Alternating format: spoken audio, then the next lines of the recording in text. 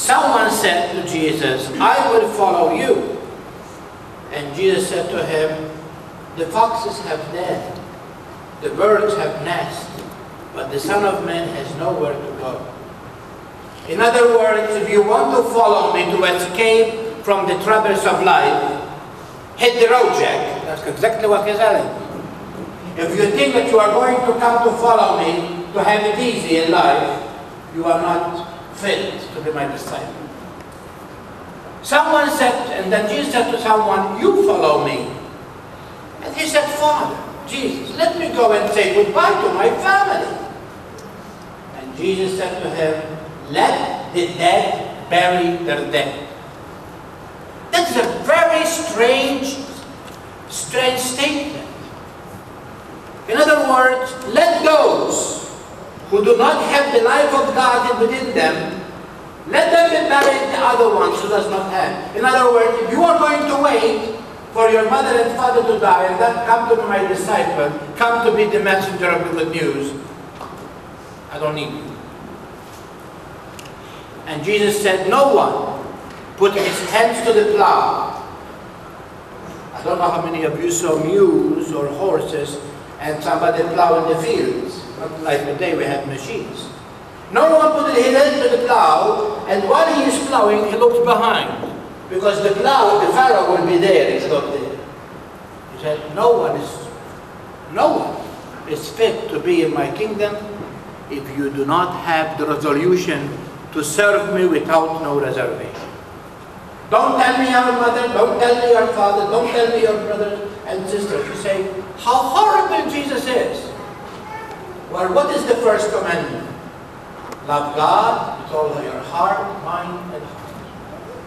I am your God, and there will be no God before me. So if your mother, your father is better than God, you don't belong to Him. Unfortunately, that's why many Christians take the middle road. We see today people, although they are very fervent Christian Catholics, they really are work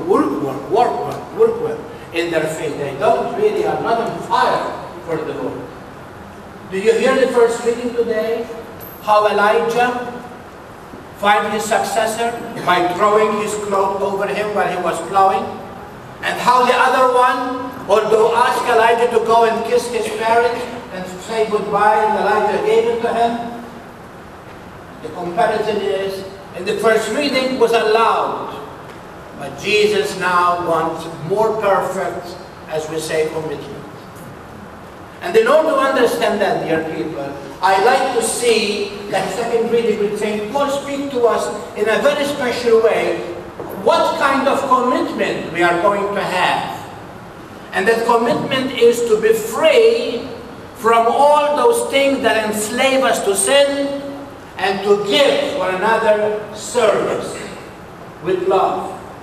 Because Jesus, who was God, came to serve you and serve me. I come not to be served, but to serve, and to give my life for the rest of the people. And so St. Paul reminds us and continue to stress on this point in that second reading, which is so beautiful. I wish, that many times in the afternoon on Sunday, even if you take every Salat with you, and I'll bring you next week, to go and read that second reading is so powerful. Don't tell me because I love St. Paul, but St. Paul was real. He comes down to the really thing that we really experience in life. He was human, in other words. Listen to what he said. Brothers and sisters, for freedom Christ set us free. So stand firm and do not submit again to the yoke of slavery. Why Jesus died on the cross? Anyone knows why He died on the cross? What? To save us from sin. Very good. And now, because we are saved by sin, and that act of Jesus began in our lives at the waters of baptism. Here we are.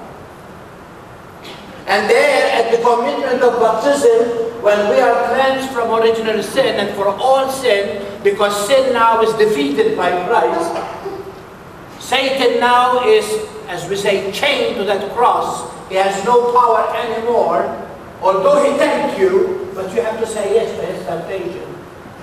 The power of Jesus, the triumph of Jesus on the cross, was that power that really we experience in the water baptism. Because Courtney and Matthew are going to die in that water, and to rise from that water to be a new creation. And you know why they do it? Because you love the faith so much that you want to pass your faith to your children. And that's why at the beginning of the church I say to you, parents, are you resolved to do so? By teaching your children the commandments of God, and be for them an example of that faith. Because what it is that we baptize children, if that baptism is not a continuation of the life that we live. And that's why we call, now that we are free, he said, St. Paul, don't take this freedom as an opportunity for the flesh. I think St. Paul is living in this century. Because that's what we live for the flesh. Well, Father, I have to work, that's why I don't go to church. Everything is stomach. Oh, Father, after all, you know, I work 6 days. Can I have a day off by a sleepover? And then on Saturday night they have what we call it the party of parties. And then Sunday morning they have the hangout. And that's what St. Paul is speaking here about. Do not give yourself to the flesh. Try to take, as we say, power over this desire. I don't know what is your weakness, but my weakness is chocolate. Which the doctor says, if you eat one piece of chocolate, I will tell you don't come and see me. She does what she tells me.